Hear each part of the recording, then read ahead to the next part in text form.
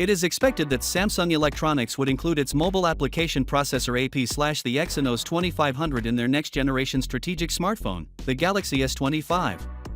According to the information technology IT sector on the 26th, IT tip Star Panda Flash said that the Exynos 2500 yield is presently more than 40%, and Samsung intends to improve the yield in the final chipset by August. However, in order to begin mass manufacturing, the yield must be at least 60%.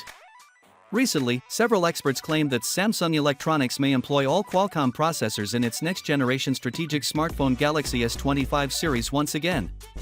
This is owing to the poor yield of the Exynos 2500, which is manufactured using Samsung's 3nm and *1 billionth of a meter technology.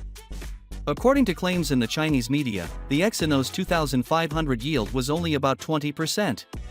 According to Samsung, the Exynos 2500 and Qualcomm Snapdragon 8 Gen 4 should be included in the Galaxy S25 series, which is beneficial in a variety of ways. First and foremost, the System LSI division, which is responsible of Samsung Electronics AP business, demonstrated a revival with the introduction of the Exynos 2400 AP in the Galaxy S24 series. In addition, pricing talks with Qualcomm will be beneficial. It is known that Qualcomm will hike the price of the Snapdragon 8 Gen 4, which will be introduced at the Snapdragon Sub in October, by 25 to 30% over its predecessor. Considering that the Snapdragon 8 Gen 3 is now priced between $190 and $200.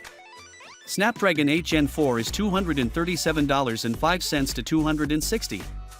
As a consequence, there are rumors that Samsung Electronics is contemplating equipping the Galaxy S25 series with Taiwan's MediaTek Dimensity processor in addition to the Snapdragon 8 Gen 4 and Exynos 2500.